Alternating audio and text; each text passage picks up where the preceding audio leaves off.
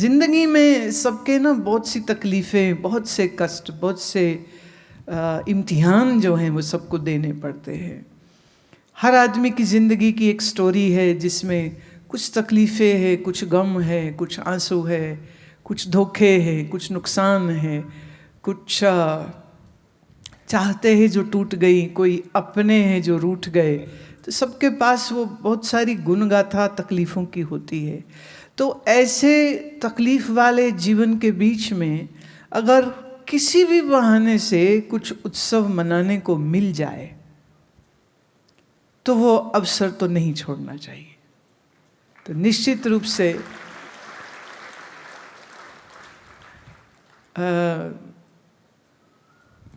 कोई रोता हुआ हंस पड़े, कोई चिंतातुर अपनी चिंताओं से मुक्त हो जाए, कोई मुस्कुराने लग जाए और अपने सब गम भूल जाए। ऐसा अवसर तो अच्छा ही है। फिर आप लोगों का प्रेम है, इतने दूर दूर से अभी लौटे हो सन्यासी जयंती। इस बार उल्टा हो गया, हम सन्यासी पहले हो गए, जन्मे बाद में। सन्यास नहीं तो हमेशा रामनवमी बाद में आती थी, इस बार बिल्कुल उल्टा खेल। कुछ तो चक्कर है। तो पहले सन्यास हो गया, रामनवमी चूंकि पहले आ गई, और ये आज की जो, क्योंकि तिथि तो बदलती है ना, तो तिथि के अनुसार अगर चलते हैं तो ये एक अजब मैं ठीक है भाई। पर निश्चित रूप से अभी एक स्वामी जी आए हुए थे, स्वामी भूमानंद। तो वो इस आश्रम को देख के, आप सब लोगों को देख के, यहाँ शिष्यों को देख के, वो कहते नहीं थक रहे थे। बोले इतने अनुशासित लोग मैंने आज तक कभी नहीं देखे हैं। मेरा सारा जीवन आश्रमों में ही बीता है। पुराने सन्यासी हैं, बहुत अच्छे विद्वान हैं, अच्छे गुरु के शिष्य हैं, अच्छे आचार्यों के द्वारा शिक्षित हैं। पर वो कह रहे थे कि यहाँ मैं देखता हूँ तो कुछ और ही बात है, कुछ ऐसा है जो मैंने आज तक नहीं देखा। वो क्योंकि वेदांत पर उनके गुरु हमेशा काम किए हैं। कहते मैंने तो ये देखा है कि वेदांत तो एक जैसे क्लास स्टडी होती है, इतना ही सीमित होता है कि 15-20 नहीं तो बड़े हुआ तो 50 लोग बैठे और वेदांत को समझ रहे, सीख रहे। बोले ये मैं देख रहा हूँ कि हजारों लोग बैठ कर के वेदांत सीख रहे हैं, और छोटे छोटे बच्चे इसको समझते हैं और प्रति उत्तर देते हैं। जब आप कुछ पूछते हैं तो उसका वापस काउंटर जवाब उनको देना आता है।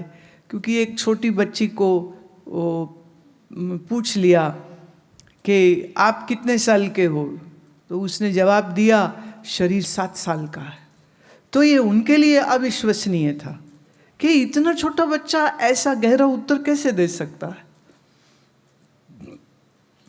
तो मेरे अंदर वो जो संबुद्ध सभागार है उसके साथ वाले कमरे में कुछ महात्माओं के चित्र है जो लगे हुए हैं। तो वो उनमें से एक महात्मा पूज्य स्वामी अखंडानंद सरस्वती जी का चित्र देख करके तो वो बहुत ही गदगद हो गए। बोले मैंने तो इनके सिर्फ पुस्तकें पढ़ी है, आपका इनके साथ क्या संबंध। मैंने कहा मेरा संबंध ये कि हम जब 14 साल के थे शरीर से तब आपका दर्शन मिला था, और तब से लेके लगभग 21 वर्ष की आयु तलक जो है वो उनका कृपा मुझे मिलती रही है। और व्यक्तिगत रूप से वो जानते थे, मुझे देखते पहचानते थे, कभी चली जाऊं बिटिया बुलाते थे और वो खुश होते थे। मुझे पूछते थे अच्छा आजकल क्या पढ़ रहे हो, और वो सबको कहते थे ये बिटिया वेदांत पढ़ती है।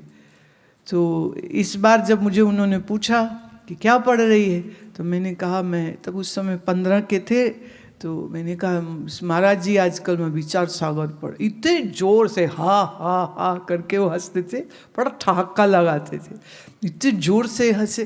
बोले तुम्हें इतना गुण ज्ञान समझ आ जाता है।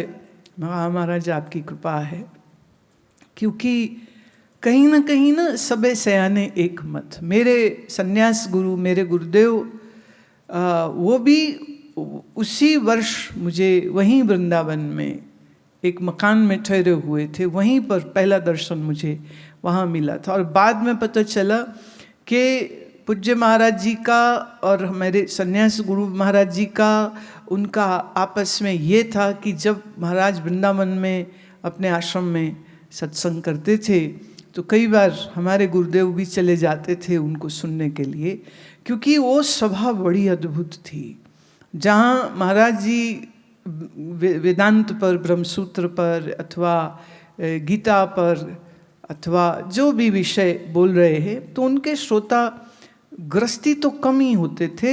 जो सभा मैंने देखी है सारे सन्यासी महात्मा होते थे, या वो पीले वस्त्रों वाले वैष्णव संत है या भगवाधारी है, वो सब संत बैठे और 10-20% गृहस्थियों की भी होती थी। और उनके आश्रम में ये हमने क्या बोले ना, इतना सुंदर ये रूप देखा हुआ है। और जैसे संत सनंदन, सनातन, ये 4 भाई, ये इनके बारे में श्रीमद् भागवत में आता है, चारों एक साथ रहते थे, ब्रह्मा के मानस पुत्र हैं। अब वो भागवत भक्ति और ज्ञान की चर्चा के लिए इन चारों में से एक गुरु की पदवी पर ऊंचा बैठ जाता और बाकी 3 नीचे बैठ जाते शिष्य बनकर। वो उपदेश सुनाते और ये 3 भाई उपदेश सुनते। फिर जैसे कभी सनातन बैठ गए, कभी सनंदन बैठ गए, कभी संत बैठ गए, माने आपस में रोटेशन हो रही है। वो गुरु होकर के बोल रहे हैं और शिष्य होकर सुन रहे हैं। कभी सनातन शिष्य हैं, कभी सनातन गुरु हैं, कभी सनंदन शिष्य होकर सुन रहे हैं, कभी वो। तो वो गुरु होना, शिष्य होना एक जैसे लीला हो गया, एक खेल हो गया। ज्ञानी सब हैं, संत सब है, लेकिन एक लीला हो रही गुरु की, शिष्य की, और वो आपस में रोटेशन उनकी चलती रहती। अच्छा आप सुनाओ, अच्छा आप तुम सुनाओ, आज तुम सुनाओ, आज तुम सुनाओ। तो ऐसे संत महापुरुषों में भी ये रोटेशन चलती है कि एक ब्रह्मज्ञानी श्रोता होके बैठ जाता है और एक ब्रह्मज्ञानी गुरु होके उपदेश कर रहा है। सुनने वाले को कोई अज्ञान नहीं है, लेकिन ये मनन है। इसको कहते हैं मनन में, इस रेपिटिशन में, बार बार सत्य की विवेचना सुनने में जो आनंद होता है, संतों के जीवन के अलग अलग एग्जाम्पल सुनते हैं तो बड़ा एक आनंद आता है। और महापुरुषों की ये भी एक बड़ी सुंदर लीला होती है। उनके अहंकार नहीं है, वो छोटा बड़ा नहीं है, हम गद्दी में बैठे ऐसा नहीं है, हमारे सिर पे छत्र हो हम तो बैठेंगे ऐसा भी नहीं है। तो ये जो सुंदर दृश्य हमने देखा है वो मेरे लिए अविस्मरणीय है। तो ये महात्मा बड़ा प्रसन्न हो रहे थे, कह रहे थे कि अब समझ लग रही है कि इस आश्रम पर 1 नहीं, 2 नहीं, 3 नहीं, 4 नहीं, यह तो सैकड़ों महापुरुषों का आशीर्वाद है। वो जो शरीर से कभी यहाँ आए ही नहीं, वो जो कभी शरीर से यहाँ आए ही नहीं, मतलब कुछ एक को छोड़ के ज़्यादातर जो है आज शरीर में है नहीं, लेकिन यूँ समझिए कि वो जो कुछ उनका प्रसाद मुझे मिला वो मेरे से रिफ्लेक्ट होकर के आप लोगों को मिल रहा है यहाँ पर।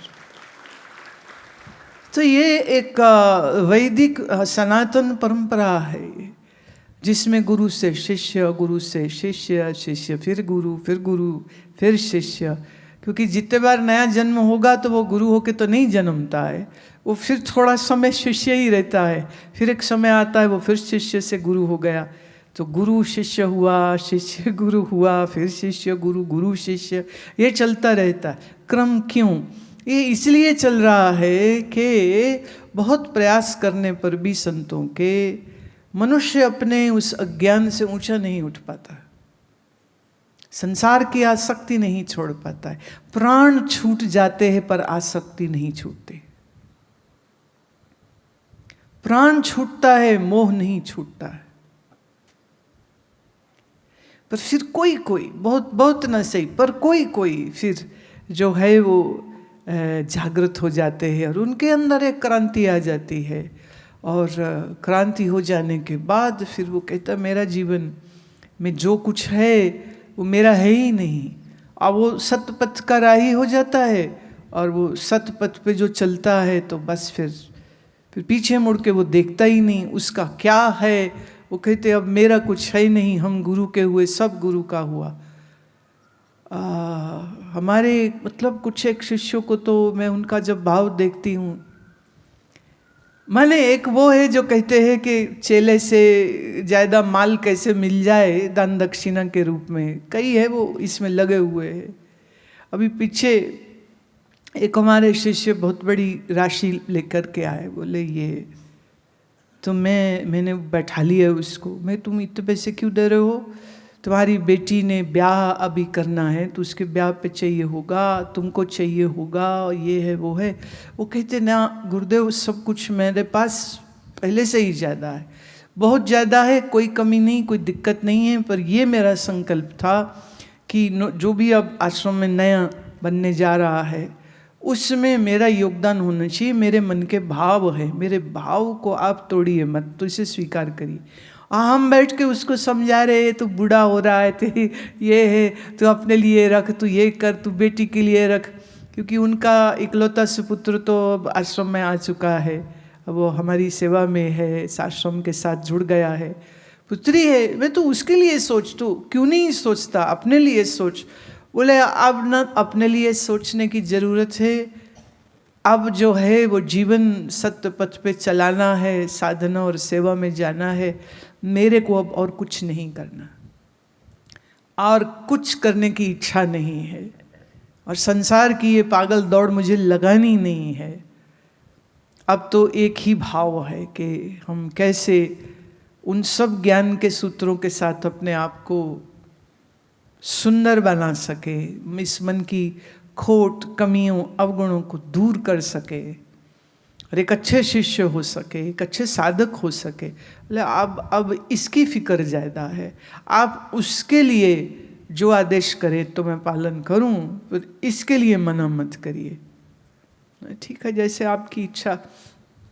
क्योंकि ऐसे ही प्रेमियों के आगे झुक जाना पड़ता है, और प्रेमी ऐसा भाव प्रदर्शित कर रहा हो तब फिर हमको भी स्वीकार करना पड़ता है, क्या करें, दिल बहुत नाजुक सा है ना हमारा, बहुत कोमल दिल है, इसलिए पिघल थोड़ा जल्दी जाता है, और भाव के हम भूखे हैं ये, और कोई तड़ी मुझको दिखाए तो चूर चूर कर देते, फिर उसको फिर नहीं छोड़ते।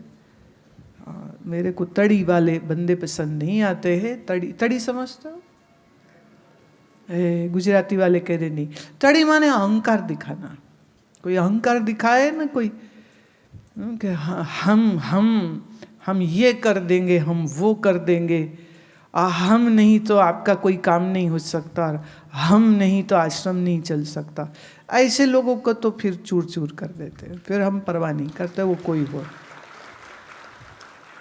क्योंकि ये जगह हम कहने की है ही नहीं, ये जगह तो मैं कहने की भी है नहीं, ये जगह तो बस तू ही है कहने की है, तू रहे मैं ना रहे, बोले तू है तो सब कुछ है, तू है तो मैं भी है, और तू नहीं तो फिर कुछ भी नहीं है। तो ये तू श्रेष्ठ होना चाहिए, यहाँ मैं को तो लाना नहीं चाहिए। तो चाहे वो कोई सेवा हो, चाहे वो कोई धन की सेवा का अवसर हो, कि शरीर की सेवा करने का अवसर हो, तो सेवा का कोई अवसर जो मिल रहा है उसको जो अपना सौभाग्य जाने ना, पर वो कहीं ये गलतफहमी पाल करके ना बैठ जाए ना कि हम नहीं हैं तो न ये नहीं हो सकता, और हम नहीं है तो हमें ये पसंद नहीं आता है। महाराज, एक जंगल में एक ही शेरनी रह सकती है, दूसरी नहीं रहेगी।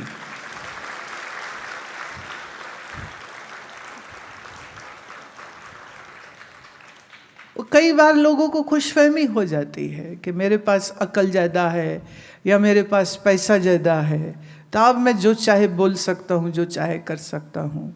और याद रहे, मैंने आपको कई बार सुनाया भी है कि जब 1987 में अपना पैतृक घर छोड़ा था तो मेरी जेब में 600 रुपया था।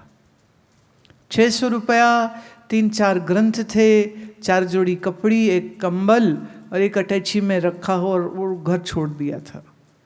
ये सोच के कि अब ईश्वर जहाँ रखेंगे वहाँ रह लेंगे, जैसे रखेंगे वहाँ रह लेंगे, लेकिन हमारी स्वतंत्रता के ऊपर हम आँच नहीं आने देंगे। वो तो होता है ना, माता पिता का एक अपना दिमाग होता है, ये नहीं करो ये करो, मैंने नहीं अब सुनना, बस अब हम नहीं सुनेंगे। तो निकल गए थे, 1.5 महीना बाहर रही हूँ। 1.5 महीने बाद वो जब वापस लौटी हूँ तो कितना ट्रैवल किया, बस स्कूटर का खर्चा, टेम्पो का खर्चा, कुछ खाया पिया होगा, वृंदावन, नोएडा, हरिद्वार, ऋषिकेश, और कितना तो सफ़र किया। जगह ढूंढ रही थी ना, कोई जगह मिल जाए रहने के लिए, एक कमरा मिल जाए जहाँ स्वतंत्रता से हम साधना कर सके, तो वही ढूंढ रहे थे। और फिर कैसे वो घर से कुछ रिश्तेदार आ गए और बोले नहीं आप एक बार चलो, रोकेगा कोई नहीं, बस एक बार चलो। और जब लौटी थी तो 1.5 महीने बाद मेरे पास 1200 रुपया था। मतलब इतनी जल्दी डबल तो बैंक में नहीं होता। अच्छा, बैंक में भी तब होता है अगर आप उसमें से कोई रकम तोड़ के ले ना रहे हो, कोई इंटरेस्ट या समथिंग। यहाँ तो हम खर्च कर रहे हैं, तो ये आश्चर्य होता है कि भाई ये कैसे हुआ।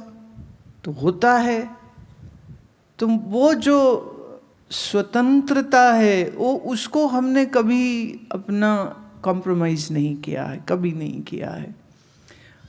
इसलिए अभिमान नहीं, हमारे से रिश्ता तो नम्रता से ही बनता है। वो नम्रता बनी रहे, इसलिए अपनी बुद्धि को निरंतर ज्ञान के हथौड़े से इस मन को कूटना पड़ता है ना। सांप की तरह रक्त बीज राक्षस था ना, इधर सिर काटे काली और एक जहाँ खून गिरे वहीं एक एक और रक्त बीज पैदा होता था। अहंकार का भी यही हाल है, इधर से काटो इधर से उगता, इधर से उगता, इधर से उगता, इधर से उगता, वो तो उगता ही रहता है। इसीलिए हमें ये बात हमेशा याद रखनी चाहिए कि अगर गुरु कृपा का पात्र बनना है, अगर ईश्वर कृपा का पात्र बनना है, तो नम्रता कभी नहीं छूटे। और ये हमेशा याद रहे कि जो भी जीवन में मिल रहा है वो ईश्वर की कृपा से मिल रहा है, वो गुरु की कृपा से मिल रहा है। उसमें कभी अपनी मैं को फंसाना नहीं चाहिए कि मेरी वजह से ये हो रहा।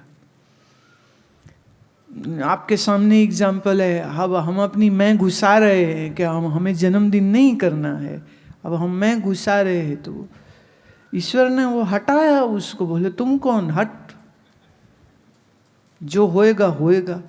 तो हम एकदम चुपचाप सिर झुका के देखो आ गया।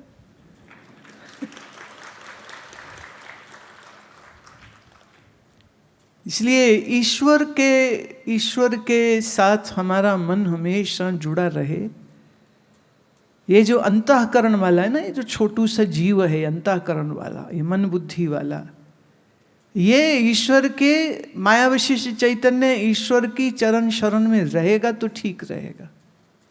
ठीक रहेगा तो ज्ञान पथ पे चलेगा, ज्ञान पथ पर चलेगा तो फिर जीव और ईश्वर का भेद भी मिटा करके, माया और मन का भेद मिटा करके एक ही अद्वैत सत्ता है, ये इस परम बोध तक भी वो पहुंच सकता है।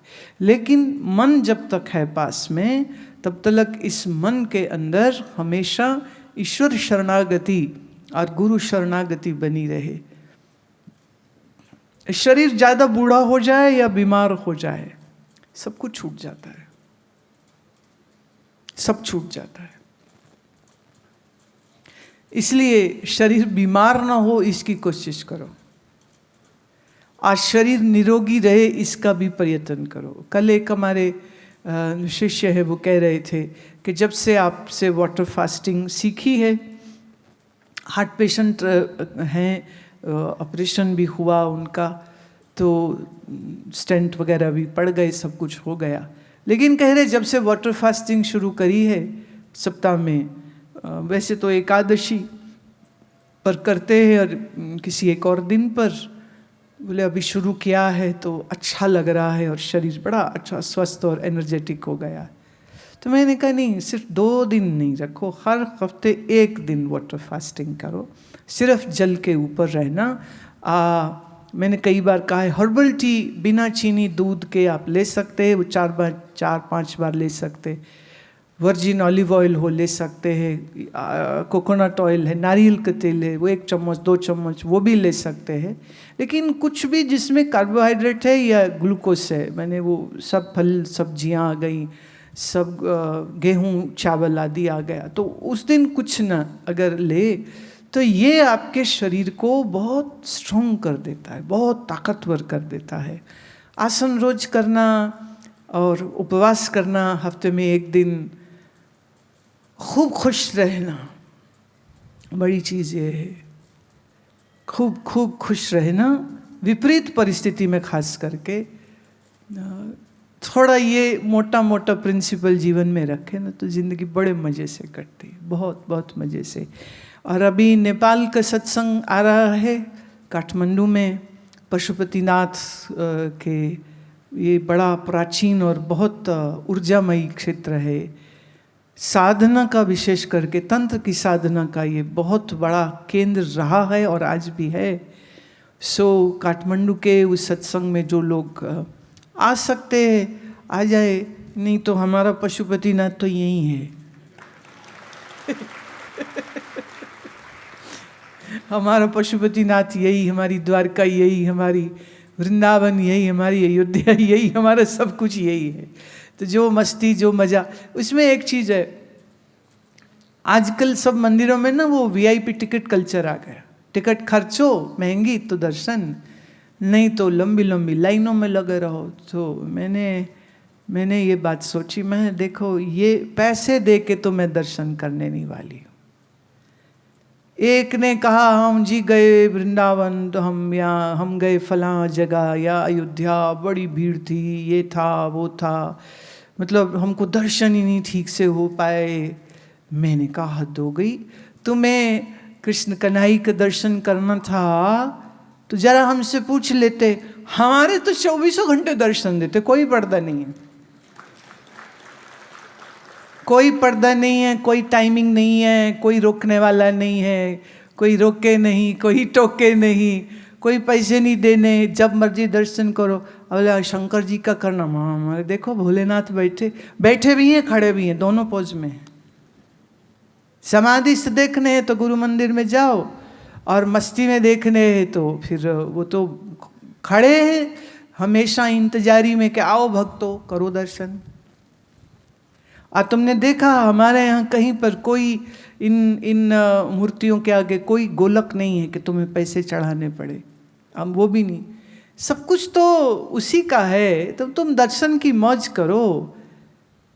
और फिर वो तो हनुमान जी का मंदिर में बड़ा भीड़ होता है ट्यूसडे सैटरडे में, हमको कोई फर्क नहीं पड़ता, हमारा इतना हैंडसम हनुमान जी है यहाँ पे, और इतना विशाल स्वरूप है और इतना सुंदर है, तो कहीं जाने की जरूरत ना मुझे तो कम से कम नहीं लगती है। इसलिए तीर्थों वाला जो कार्यक्रम रखा, 4 धाम का रखा, सब बहुत अच्छा था।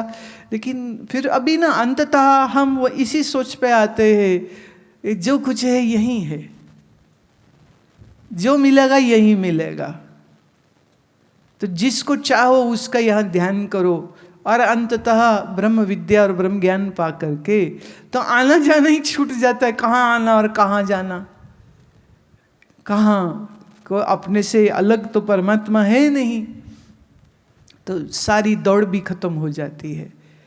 लेकिन ये सब कुछ आपके लिए ही है, और जो आए उसके लिए है, और जो चाहता है इस सतपथ को वो उसके लिए है।